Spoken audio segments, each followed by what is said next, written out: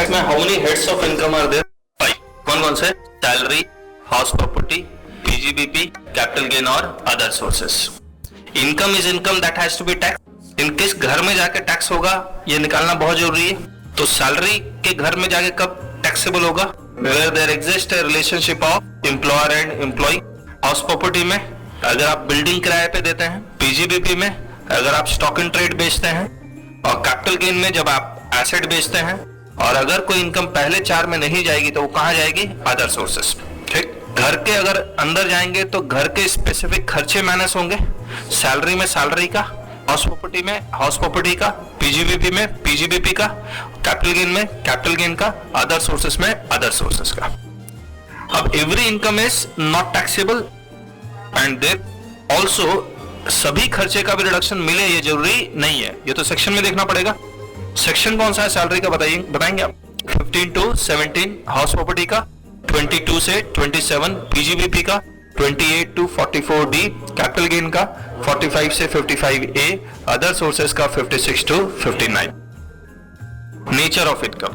अब हर एक हेड का चार्जिंग सेक्शन पहला वाला है. सैलरी का 15, हाउस प्रॉपर्टी का 22, पीजीबीपी का 28, कैपिटल गेन 45, अदर सोर्सेस 56. 15 में क्या लिखा हुआ है? Where there exist relationship of employer and employee then income is charge under the head salary.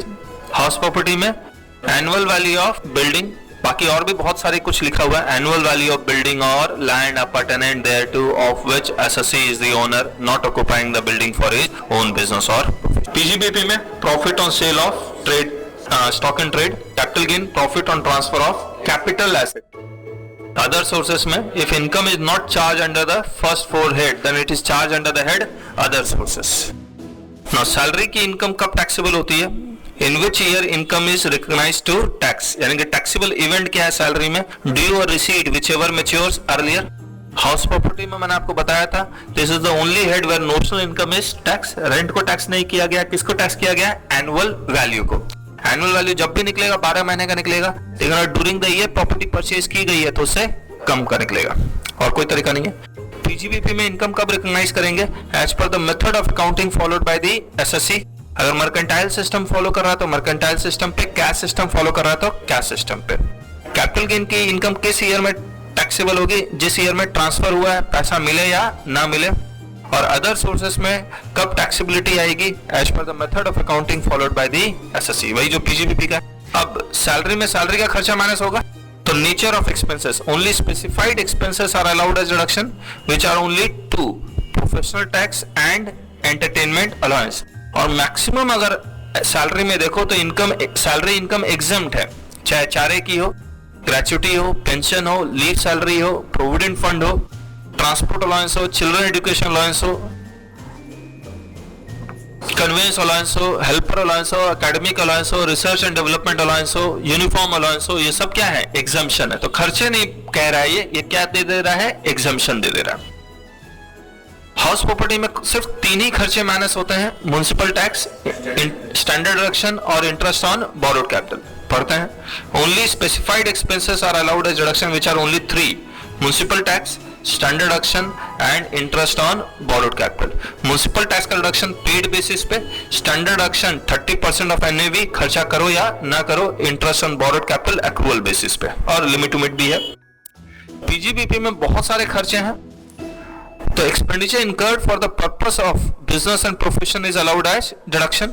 और ये कहां कवर्ड है? सेक्शन 32, 36 में. कैपिटल गेन में सिर्फ 3 ही खर्चे माइनस होते हैं. बोला एसेट बेच के जो पैसा है वो टैक्सेबल है, एसेट खरीदने का खर्चा माइनस हो जाएगा. तो only specified expenses are allowed as deduction which are only 3. Cost of acquisition plus cost of improvement plus transfer expense. यही तीनों खर्चे माइनस होंगे. और अदर सोर्सेस में अदर सोर्सेस को कमाने के लिए जो खर्च होता है वही माइनस होगा. तो expenditure incurred for the purpose of earning such income is allowed as deduction. ठीक. अगर सेक्शन के थ्रू देखें तो कौन कौन से खर्चे माइनस होते हैं सेक्शन के थ्रू? देखो, कंप्यूटेशन ऑफ इनकम. अगर इनकम एग्जम्प्ट है तो घर के सैलरी में आएगा ही नहीं, हाउस प्रॉपर्टी में आएगा ही नहीं. तो अलग अलग हेड का अलग अलग एग्जम्पशन दिया हुआ है.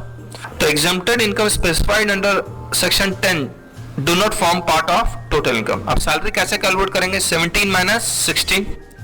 17 में क्या लिखा हुआ है? Gross salary. 16 में लिखा हुआ है डिडक्शन। हाउस प्रॉपर्टी कैसे कैलकुलेट करेंगे? 23 minus 24 plus 25 double A plus 25 B. 23 में एनुअल वैल्यू, 24 में डिडक्शन, दो डिडक्शन है, स्टैंडर्ड डिडक्शन और interest on borrowed capital. 25 double A में recovery of unrealised rent, 25 B में receipt of arrears of rent. PGBP में 28 जो चार्जिंग सेक्शन है माइनस 32, 36 माइनस 37, और ये 30 से 37 इज सब्जेक्ट टू सेक्शन 40 से 43 बी। अगर इसका डिडक्शन रोक लिया तो माइनस नहीं होगा। 28 में charging section, 30 to 36 amount expressly allowed as deduction, 37 में जनरल डिडक्शन, और रिस्ट्रिक्शन है 40 से लेकर 43 बी में। कैपिटल गेन की इनकम कैसे कैलकुलेट करते हैं? Full value of consideration minus cost of acquisition minus cost of improvement minus transfer expenses equal to capital gain. लेकिन अगर लॉन्ग टर्म कैपिटल गेन है तो minus index cost of acquisition minus index cost of improvement. अगर other sources की income है तो 56 minus 57 subject to section 58, जहां restriction है, जहां पर लॉटरी की इनकम को कमाने के लिए खर्चे का माइनस नहीं होता। अब देखिए रेट ऑफ टैक्स अलग अलग हेड में अलग अलग है, खर्चे अलग अलग, रेट ऑफ टैक्स भी अलग अलग। Salary normal income, house property normal income, PGBP normal income. Capital gain में दो स्पेशल इनकम है, लॉन्ग टर्म कैपिटल गेन और short term capital gain STT paid, और सिर्फ शॉर्ट टर्म कैपिटल गेन है तो नॉर्मल इनकम है। और अदर सोर्सेस में भी दो तरह की इनकम है, lottery, TV, games casual income है, और अगर लॉटरी, टीवी के अलावा कोई और इनकम है तो वो नॉर्मल इनकम है। नॉर्मल इनकम के ऊपर rate of tax individual HUF है तो स्लैब रेट, कंपनी है तो फ्लैट 30%, अगर फॉरेन कंपनी है तो 40%। लॉन्ग टर्म कैपिटल गेन के ऊपर सभी एसएससी के लिए 20%, short term capital gain STT paid में सभी एसएससी के लिए 15%, और कैजुअल इनकम है तो सभी एसएससी के लिए 30% फ्लैट। सभी जगह 20% फ्लैट, 15% फ्लैट, 30% फ्लैट और 40% फ्लैट। ठीक है। सभी हेड का लॉसेस को सेट ऑफ करने का तरीका भी अलग अलग है। Set of and carry forward of losses. Salary में लॉस अराइज ही नहीं होता। हाउस प्रॉपर्टी का लॉस किसी भी हेड के साथ सेट ऑफ हो सकता है। पीजीबीपी का लॉस किसी भी हेड के साथ सेट ऑफ हो सकता है एक्सेप्ट सैलरी, और स्पेकुलेशन लॉस सिर्फ स्पेकुलेशन इनकम के साथ ही सेट ऑफ हो सकता है। लॉन्ग टर्म सिर्फ लॉन्ग टर्म के साथ, शॉर्ट टर्म दोनों के साथ, शॉर्ट टर्म और लॉन्ग टर्म। और अदर सोर्सेस का लॉस किसी भी हेड के साथ सेट ऑफ हो सकता है, लेकिन अगर लॉटरी वाला लॉस है तो किसी भी हेड के साथ सेट ऑफ नहीं हो सकता।